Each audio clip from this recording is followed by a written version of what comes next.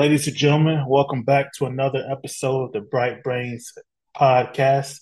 Today, my guest is tech founder Belal Kamara, and we're going to talk about his new company, Let's Gym, and what's it like working in the tech industry. Welcome to the show, Belal. Hey, thanks, Isaac. Glad to be here. Hey, no problem, man. Thank you for joining us. Tell us a little bit about yourself, man. Yeah, so as you said, my name is Belal Kamara. Um, and you already alluded to it. So I've recently launched a startup out here in Denver, Colorado, and it's essentially just a startup that helps people find a gym partner. Like you know, um, growing up in Memphis and, always having friends out there, working out and everything of that nature, it was, very easy for me to work out. But as soon as I moved out west, uh, working out without a gym partner is vastly different than working out alone, so I figured out that gap in the market and I just decided to just try to build an app and figure out if people are interested in it. How long ago did you found this? Was it this year that you started it up, or? So it was middle of last year is when I had the idea. I would say like middle of 2022 is when I went back to Memphis for like a month and I saw my friends and we were just working out, hanging out and all that stuff. And they coming back here after a month. And I was like, man, it kind of sucks to work out by yourself. So I was like, let me just put out a little fillers out in the market to see if people are interested. So I ran like a few Facebook and a few Instagram ads and like, hey Denver, if you're looking for a workout partner, sign up here. And I'll say like after about a month, we had like 200 people signed up. So I was like, okay, people are interested. So then let me start building the app. So I would say I got the idea last year, maybe around July. Then I had an app built, like a very, very, very like basic prototype by like October. So how does it work? Is it like a social network? So it's essentially let's say for me, for instance, I work out early in the morning. So like between like 4 to 7 a.m. is when you'll find me. So I can put my filters in like workout time, like what time I would want a partner. So like super early in the morning, like what I'm trying, like my fitness goal is. So like right now I'm just trying to build strength. So like I can filter for strength, but let's say you're into yoga, you can put yoga. If you're big into cardio or athletic training, we have different options just from the feedback we got. And then let's say I want someone that's like an intermediate gym goer or casual or a beginner. You're able to filter off that as well. So once you put your filters into what you're looking for a partner, you could it'll show you who matches your filter, who goes to the same gym as you, and also people outside of your filter if you just want to try something new. So let's say I see you on the app, you match my filter, I can click on your profile, and then just straight up message you and be like, hey, Isaac, you got to catch a lift or, anything of that nature. Just because in the beginning, like the first prototype, it was like swipe left, swipe right, to match with someone. But it just gave like a dating app feel. And I'm trying to stay very far away from that. So you just had to update the experience. So you built this whole app by yourself, or did you have any help, Yeah, or it's just yeah, I built it all by myself. Like I wouldn't say I'm an iOS developer or anything of that nature, but I was able to figure it out surprisingly enough. So it only took me, I would say, to build like an actual iPhone app. I started it this year back in June. I would say I was just learning how to do it, and then by September we were able to launch out here in Denver. so. You, I think you said in our email exchanges that you taught yourself how to code. Yeah. So, and the whole reason how that happened was like back in 2016, 2017, like I just got out of college and I was just trying to figure out like, what's out there. So I had a few friends out in like the San Francisco, Oakland, like Bay Area. So I went out there for like a few weeks at a time and they were just like, hey, let's go to these like meetup events or like tech founder meetup events or just like founder meetup events just around the city of, different founders and CEOs of like startups going in there and just like networking. And so I was just going to these events and just like asking people, oh, how did you get started? Just straight up asking. And a lot of people were telling me, well, they went to like a coding boot camp, learned how to code, then always had that skill in their back pocket just in case they needed to build something. So I spoke to one individual and he gave me this online coding class to take, like coding academy thing to take.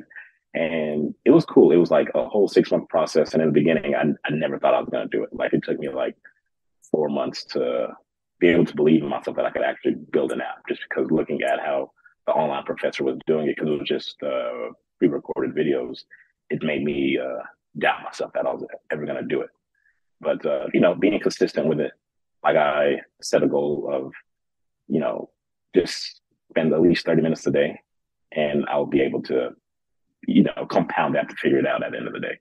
And just stuck to it, and now I'm here. That's dope. So you taught yourself how to code in 6 months, and then you made an app.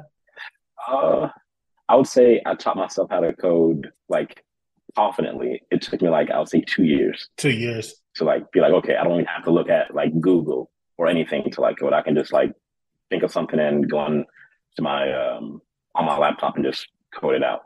But like the first 6 months of that process, I was able to build like a web app. So I was able to build something, but I wouldn't call myself a developer then. Gotcha. So what programming language did you learn how to code in? So I took like a full stack development path. So I learned like Ruby, Ruby on Rails, React, type TypeScript, and like the basics CSS, HTML, and just stuff like that. So it was majority like web based coding languages. But so like with this iOS coding language, it was totally new to me. But deciphering code is, I feel like the foundation is all the same. Like you can figure out if there's an error, you can figure out where it's pointing to. If you're trying to build something new, you could um, see how A points to B, or if you click this button, how it points to this and or that. So I would say me learning how to code a few years ago set the foundation for me to figure out how to code in like on an iOS level. You said you've started other tech companies before and sold them. Mm-hmm. What other tech companies like have you started, and how much did you sell them for, if you don't mind me asking? Yeah, so I started this startup called QuickSesh back in I think like 28, 2019, about 2019, 2018 area.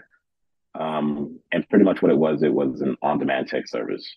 So let's say you have an issue with your laptop or your computer, you can go onto our website and um, you know, explain your issue, and someone will contact you at least within 30 minutes to fix your issue, like over the phone, through text, through email, whatever your preference was, and pretty much solve your issue right there on the spot. So it was essentially like an Uber or like a Lyft model, but for like computer issues. How much did you sell that for? I know, like, I don't know if that's like a personal question, but I'm just curious. Yeah. Uh, no, it's cool. I don't mind. I mean, or to pay the taxes for it, so it's public.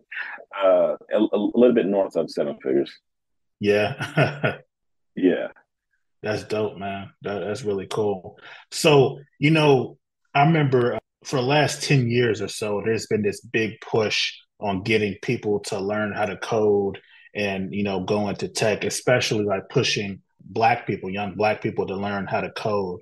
But now we have this AI, which is, Chat GPT and things like that. So my question is there still a value in learning how to code when we have the AI that could just do it lickety split? Like I saw something on Instagram. This guy just went on Chat GPT and said, "Hey, give me an idea for a game that I could make an app for."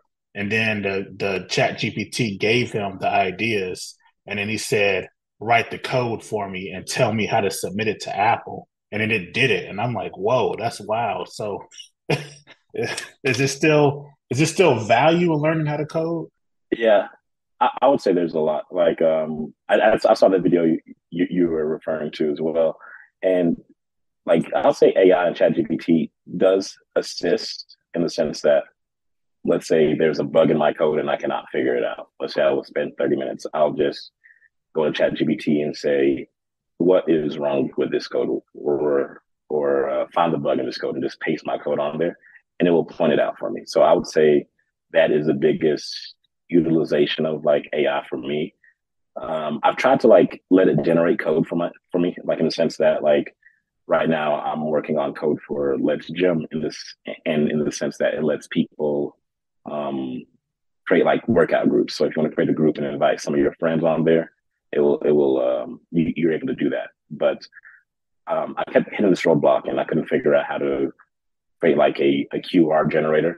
So like let's say you're out and about and you want to have someone join your group, you can just show them your QR code and have them scan it and automatically have them join your group. So I tried to go through the Chat GPT route, but the code was unfinished. Like it gave me like the beginning of it, or like let's say the structure, but the meat of the code of like, okay, once they click this, it will generate this. That was missing. So I had to like go in there and code that. Like it helps a lot in me coding, but it doesn't do it all for me. There's still ChatGPT can't do everything basically yet. When I say yet, do you think that like eventually like AI is just gonna take over and there won't be any need for human programmers, or do you think there will still be? Um, Honestly, that's a good question. I would say like what this is this like first year of it being out to the public, ChatGPT, and it's already grown exponentially. I'd say over time it could get that way, just because of the things that it's been doing recently, like ChatGPT 4, is it's pretty insane. Um, so like I would say it's only a matter of time if someone like lets the genie out of the bottle, but in the sense that it's already out of the bottle, like it's already like public domain. So I'll say eventually it would get like that. Yeah. Are you fearful of like AI at all? Not necessarily. I would say that I don't feel like I feel like the end goal. I don't think that they like AI would be able to accomplish everything that we can. Like as people, I would say I I would think that it would accomplish tasks, but it won't necessarily do the like completely do the job. So like if I have like a mundane task of like, hey, um, find me this entire workout, like find me a full on chest workout. I can like go to ChatGPT and it gives me full on chest workouts, but it won't help me structure it of like, okay, I need to do this on Monday, do this on Wednesday, do this on Friday, or it won't like make me go to the gym essentially. So like I feel like it will still be human need, but I feel like the mundane tasks of like going online, looking stuff up, and researching it will definitely be taken over by that. If there was like a person who wanted to learn how to code, what advice would you give them? Would you tell them to go the route you did, or like go to school? Um, I, See, so like I went to the University of Memphis and went to college for like management information systems, and it was great experience, but it didn't teach me uh, what I needed to learn to like launch a company. Like it didn't necessarily teach me that. Like I took some coding classes there, but all the coding classes I took there, I haven't used any. So I would say like if someone wants to get into like the coding world and the tech world, there is a website called Code Academy, and it has like all different types of code. It has like Python, Java, CSS, like literally any code you want to dive into, you're able to dive in there. And they have a free model and they also have a paid model. So even if you don't have money to spend on it, you're able to easily do it for free and build up your knowledge base. That's dope, man. So Code Academy, that's definitely something I'll check out. So I want to talk more about like your cultural background. So you're actually an immigrant and you're from Kuwait. Yep, yep. Yeah, my mom is. I'll be honest with you. I ain't mean to cut you off, but I'll be honest with you, man. I didn't know there were black people in Kuwait. Yeah, man. Trust me. My family tree out there is pretty pretty dark. Yeah, yeah. So yeah, tell me about that. You were saying about your mother. Yeah, so my mother is one who's from Kuwait, and my dad is American. So they met like my dad was in the military, so like during the Gulf War in the early '90s, he met my mom. So that's how they met. And but like my cousin overseas, like majority of my cousins are dark skinned and black. But I also have like cousins on the other spectrum that are like super light skinned or like damn near white. So our family is all over the place overseas. But yeah, there's plenty of black people, and Kuwait is like I love it. I love going back there. It's I love it just because like all my family's there. My mom is the youngest of 11, and I would say she probably has the least amount of kids with three. And so I have like cousins for days. I never get bored going overseas. Oh wow. So what's life like in Kuwait, man? You said you lived there until you were 7? Yeah, we moved to the States when I was 7. So we moved to Memphis. And I stayed in Memphis when until 2019 when I moved out to Denver. But life over there is simple. You know, like I'm Muslim, so being Muslim in Kuwait is a lot easier than being Muslim in the States. Like there's like a mosque or a masjid in pretty much every corner in Kuwait. So like it's a lot easier to be. It just feels like home every time I'm back overseas. And but it's not much to do. So it's just like there's no like clubs or anything like that. It's a dry country, so people aren't outside getting lit. But like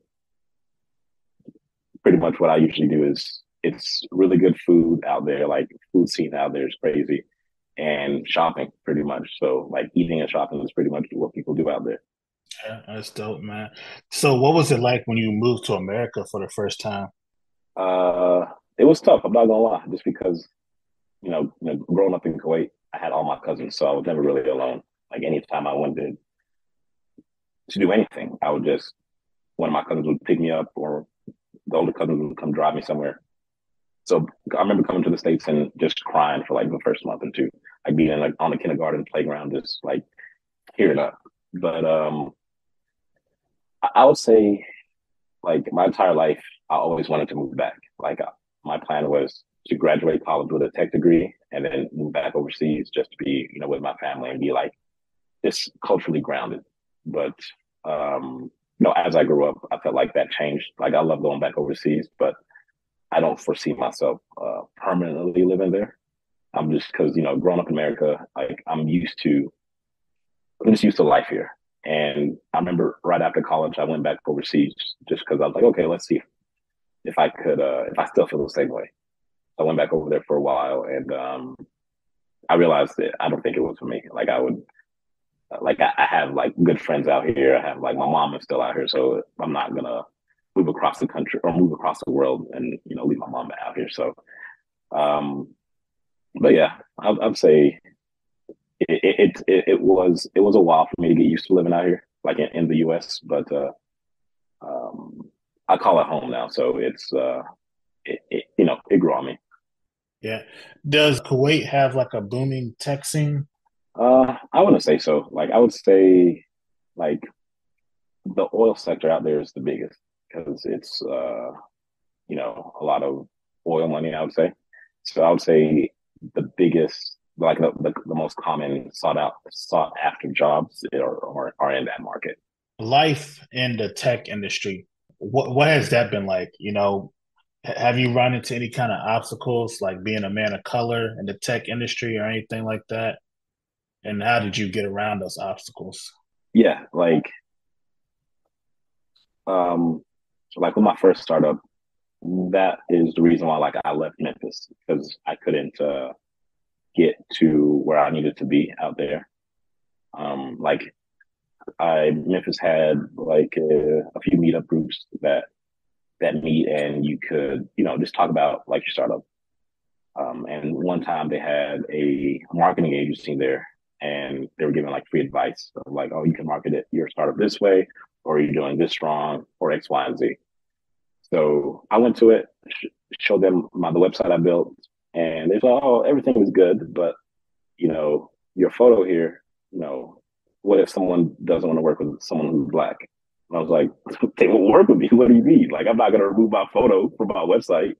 Like, it's about me." So like after that, I was like, "Yeah, that's the last straw. I got to leave Memphis to get to where I want to be in life, essentially." So moving out to Denver did help in the sense that there are a lot more opportunities here than there, are for us in the South.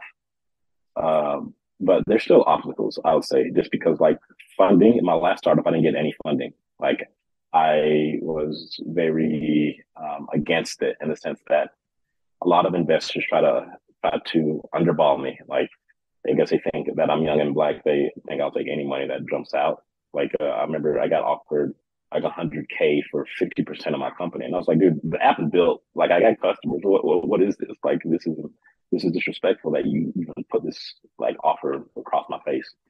So like there's a lot of that in the industry, but um, I would say it's getting better in the sense that like there is an issue with investors and people of color in the sense that like not a lot of money comes to us, and I think not majority out west there is a lot of people of color that is addressing it in the sense that last year it was $330 billion of investment money, just investing into startups and CEOs, and only 1% of that went to black people. So out of $330 billion, there's no way that only 1% of black people, with ideas and startups, there's no way that equates. You know what I mean? Like there's something fishy. So it is difficult in the sense that people will test you, think that we don't know any better, but there are a lot more resources nowadays to help us. So let's see here. What advice would you give for aspiring entrepreneurs who want to go into the tech industry? Yeah, not to be afraid to like just put yourself out there in the sense that like before I even knew how to code, I was at events just talking and asking people. Like I feel like people are a lot nicer than people would imagine in the sense that if you just talk to them and ask them a question and just genuinely interested, usually people will talk to you and tell you. Like that's how I got into coding, just going in there and talking to people. That's how I got into figuring out how I want to do and how I want to build a startup. It was going to like startup events and just hearing even like I'm not gonna say like every startup event I went to, I made it a priority to talk to people. Sometimes I just want to sit back and see what like the panel discussion is or something of that nature. And all of these resources are free. So I just go to events and get an idea, figure out how other people make mistakes and how I could, not go into the same pitfall and just start building. Like I have a friend who's trying to get into tech and he's learning this code, learning this skill, learning that skill, but he isn't putting what he learned into practice yet. And that's what I just keep pushing him. I'm just like, dude, you have a lot of skills now. Like, go ahead and try to do something because like once you hit a roadblock, you'll like go back and try to learn how to overcome this roadblock. Because like what you're learning isn't going to teach you how to overcome everything. It's just going to teach you the basics, but like you'll learn more skills out there doing it because you will hit something where you have to figure it out. How do you go about getting investors? Is it just networking or? Yeah, yeah. I would say networking is the biggest thing. Like for that, essentially, like how the first investors came around was I posted. There's like a startup forum on Reddit. It was like, yeah, our startup, and I just posted my startup on there. Just like, hey, this is my startup. Feel free to give me any feedback that you see from the website, pretty much. And from the first time, like the first startup I started, that's how I got the investor who eventually just bought me out. Was from there. And also, there is always pitch competitions or like pitch events. So you can just always pitch. Like even for me, like I need to start doing that more in the sense that practice makes perfect. Yeah, I can talk, but to talk about my company in a very precise way is a skill that I need to refine. So just going to pitch competitions, there's always investors there. So if if you go to competitions like that or just events, it doesn't even have to be a competition and just pitch your company. Eventually, someone be like, "Oh, okay, this is actually a good idea. Let me reach out to Bilal or whoever." So one thing, we often hear in the media right now is this DEI, diversity, equity, and inclusion. How do you see that functioning in the tech industry? Do you think that the tech industry is doing enough to, foster diversity, equity, and inclusion? And if not, like, what are some steps that could be done to get more diversity, especially with Black people? So I would say like out in Denver, there's definitely like a big gap into that. But like um, out in Memphis, I never saw a gap in that in the sense that when I first got into tech in Memphis, I worked for this hospital called Regional One Health, and it was majority women who were in the IT department, and majority women of color that were like in positions of power. So I was like, okay, this is cool. Like it's a very diverse department, and it's a lot of women here. I feel like it was more women than actual men. I'll say like 60-40. But out in Denver, I would say it's it's completely different. Like the software company that I used to work for, I was one of two Black people in the whole company, and it was cool. Like everyone was cool. Like it was no issues on that department, but it was you could tell the gap, like there's the diversity gap. But I would say to overcome this diversity and inclusion, it has to start from the top to the bottom. Like for me, for instance, like I haven't hired anyone for Let's Gym, but there is different groups that I'll go to like just to like it was Denver Startup Weekend. It was a group called I think Denver no Black Denver Tech Group or something along those lines. And that was the biggest topic about that, just because it was people of color trying to get into tech, but just they just weren't getting like job acceptance. They just would not get they just were not getting hired. Um, so I would say like for me, like I think it has to come from the top down, just because like you cannot the excuse cannot be, oh, there isn't a lot of people of color that needs this skill or this experience. They're definitely out there. Like you're just not searching hard enough, in my opinion. Um, so I would say like to overcome it, it has to be from a top down approach and has to be authentic. Like it can't just be for your numbers or your company website or something like that. It has to be like authentic. And I would say like going to that summit during Denver Startup Week opened my eyes to it, just because I just going into the tech field in Memphis, it was vastly different. And seeing how it is difficult for people out here just opened my eyes to the struggle in that.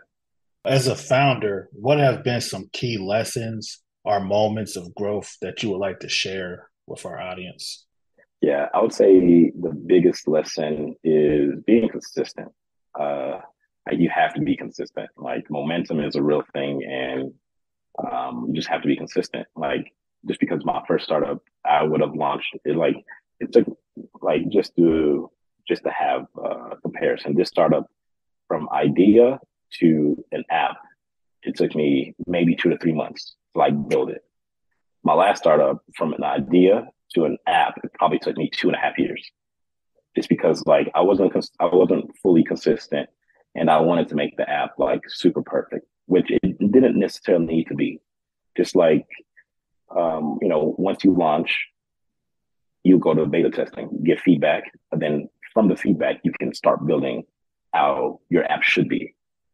And that was the biggest lesson learned that I have ever learned. Is like do something fast, get feedback from your, small beta testers, then incorporate the feedback, and then do it again, and then just keep incorporating the feedback until you feel comfortable enough to launch the app like nationwide or statewide or you know officially. How did you go about like getting beta testers to, test that? Is there like a company that you go to do that, or do you hire people? Um, no, like I just went on Instagram. I created like an Instagram account for Let's Gym, and it was I just ran an ad and be like, hey, if you're looking for a gym partner in Denver, sign up here, and people are just signing up, and that's just pretty much how I've been going down it the entire thing to get beta testers is through just social media because these beta testers I feel like will transition to actual customers whenever the app is ready, just because they're using the app like it is a full-fledged app, which it is. But they're also giving me like great feedback before I open it up for the masses to download. Speaking of Less Gym, what's the monetization strategy? Like, how do you plan to make money? Is it via advertising, or is there like a paid membership or anything like that? Or Yeah, so right now it's free, but like once I feel comfortable in fully launching it outside of beta, we will incorporate like a subscription model if people are interested. But it will always be a free model. And the subscription model will be like you're able to create, different groups for people to join. You're able to not see ads because that's another way of making revenue through ads. You won't be able to see ads, and you'll be able to message as many people as you want. So, like right now, there is a cap of starting. You're only able to start 5 new chats a day, like talking to people. So that would, make you just start chats with how many people you want. So I would say like the subscription model, the advertising model is another one, and also partnerships with the gyms. Like that is something that I is a goal of mine. Start of 2024 is try to get partnerships with the gyms in the sense that we will showcase your gym for X amount of money. It's so to have people around the area that doesn't have a gym yet to pretty much funnel them to your gym for like a 20% off for the first month or however the partnership will work. the tech has changed the way our whole world operates. I remember recently I was having a conversation with somebody who was younger than me, and I was telling them a story about my childhood. And at one point, the person younger asked me why I didn't just use a cell phone. And I remember having to explain to him, like, like I'm 33 years old. For most of my childhood, we didn't have cell phones. And it was kind of crazy because I have a hard time remembering what life was like before cell phones.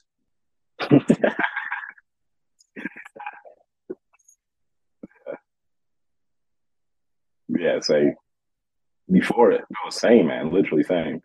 I was thinking about that the other day. To be honest, I was like, man, if I had a phone as a kid, I mean, I would probably been a badass kid. Yeah. Yeah. Like there's so much like just like with DoorDash, it used to be you could only get like maybe pizza or Chinese food delivered, but now, I mean, everything is deliverable. So my question is like, what are some ways like further down the road, like in the future, that some things that you see coming that maybe the masses don't see that tech will change our lives? Yeah, that's a good question. I would say like this might be a hot take, but I definitely foresee like self-driving cars more readily available. Like I know with the Tesla model, like yeah, they might like with the Tesla model, like that's already a thing. Like people like that is self-driving cars for Teslas, and I think maybe on the new Ford Lightning electric truck it might have that. But I believe Elon he lets like those specs and that knowledge out on the open domain. So um, a lot other companies, car companies, can just use that knowledge to put into their cars later down the road. So in my opinion, I feel like that is going to be the biggest uh, the biggest tech I guess update the market. Yeah, the thing about self-driving is that, the number one job in this country, especially for men, is truck driver, you know. So if self-driving becomes a thing, yeah, they're going to be out of jobs, you know. What do you think about that? Like the role that like a lot of this automation is going to do to people, and how do we like, prevent that? Yeah, I would say like with the truck drivers, I would say like I don't know this for sure, but I think unionizing, like being in a union would help that a lot. But I would still say like I have a friend who has a Tesla and he never turns his autopilot on. Like he's very weary about it, which makes sense. But um, I generally don't know how well it does on like snowy days or rainy days or things of that nature. So I would say there I would say there would still be possibly a need of someone behind the wheel just to take control when it is uncertain conditions. Because from my understanding, how the self driving works, it has cameras around the vehicle, it sees the lines, and it has like sensors as well. Um, and obviously it has a map downloaded on the car as well. But once you take out like let's say it's snowy, and your car's covered in snow, or it's raining and it's raining everywhere, so the cameras can't see the lines. Self driving will be pretty much pointless because uh, the car can't tell where the line stops, where the line starts, and maybe there would be some tech 5, 10 years from now that would prevent that, but I don't see how that would ever happen because it's the camera. You know what I mean? Well, I won't say it ever because I mean, when I was a kid, I couldn't have ever foreseen the iPhone, But my thing is with the self-driving, like you say, for in the beginning, like snowy conditions and winter conditions, you might need somebody behind the wheel. And I think, yeah, for a while, but eventually I think the AI would somehow adapt. And that's my thing with the AI. It's like, I talk to people a lot of times, they'll say, oh, well, humans will still be needed.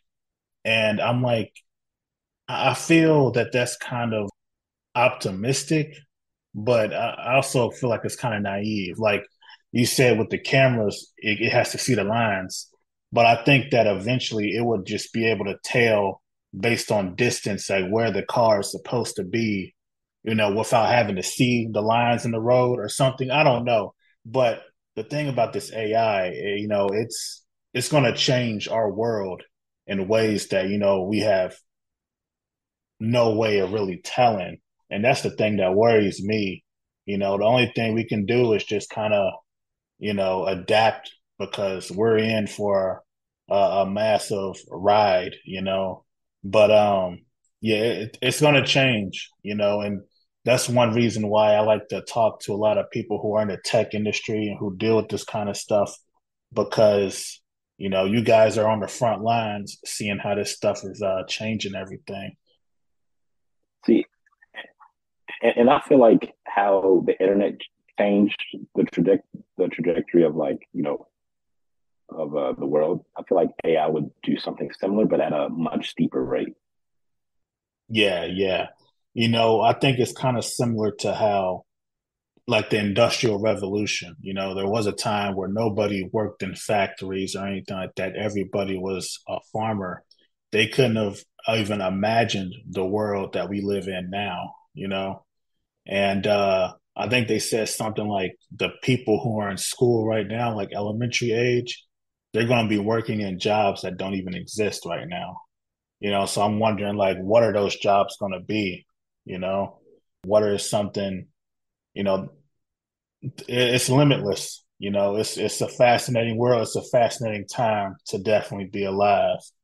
Um, but what are some positives? I know, like we kind of talked negatively, but what are some positives that like maybe these changes in technology could bring to people's lives? I would say it allows you to access knowledge a lot quicker. like in the sense that, like for me, for instance, I, you know, launched in Chicago for Let's Gym about last month in November 17th when we launched in Chicago. And I didn't necessarily know any media outlets or anything of that nature that is like focused for startups. So, I was searching the internet, finding like dead end after dead end. So I just like it's put into Chat GPT, like, hey, what are some influential media outlets in the Chicago area? And it gave me the the website and the email of someone to contact.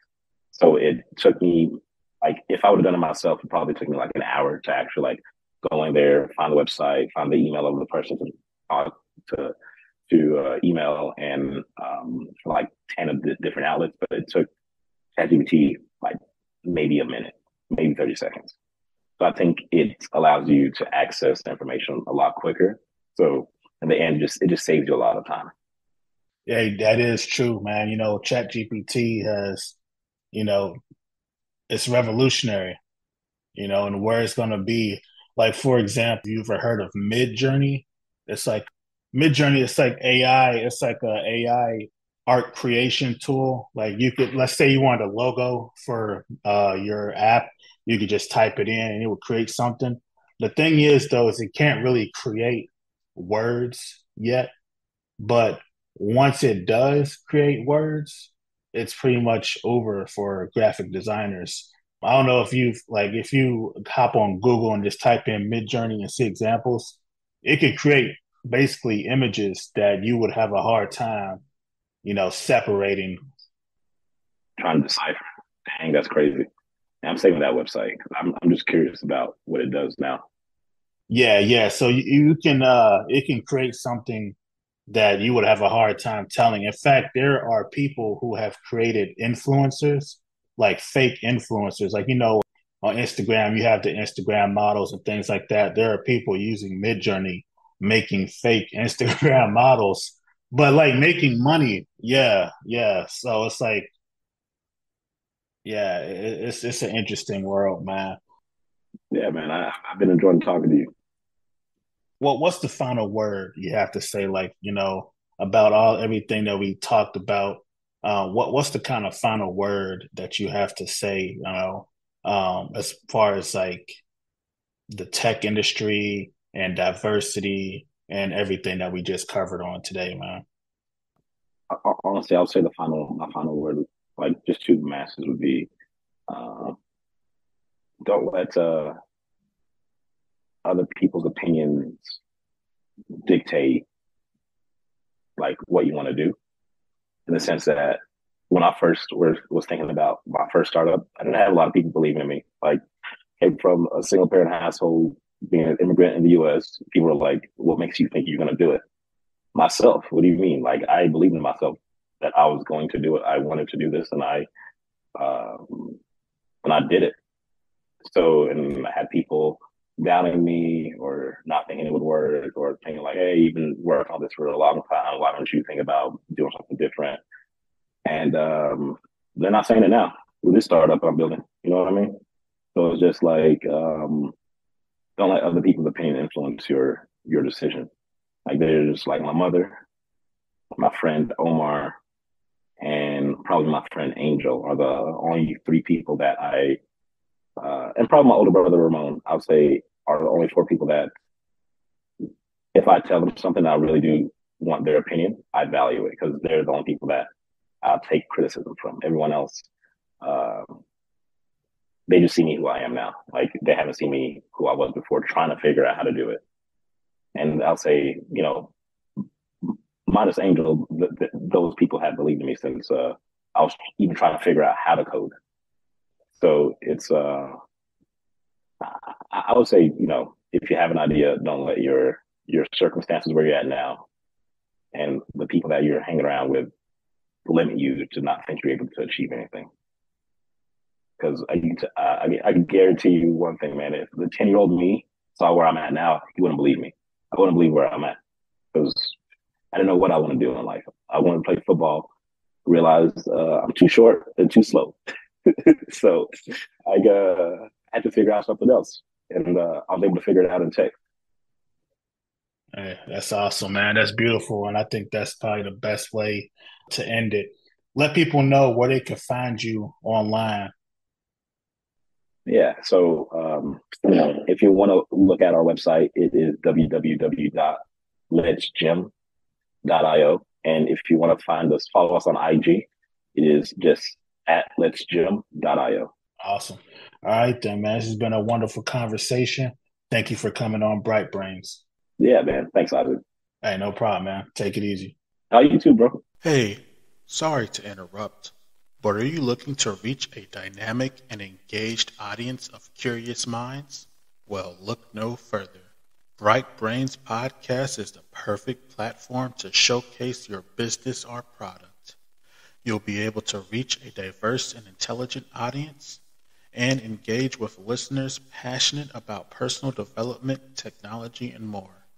Elevate your brand through thought-provoking discussions. Don't miss this opportunity to promote your business on one of the fastest growing podcasts in the market. Contact us today to discuss advertising options and elevate your brand to the next level. Contact us at brightbrainspod@gmail.com to secure your advertising spot on Bright Brains today. Again, that's Bright Brains with a Z pod pod@gmail.com. Now, back to the podcast.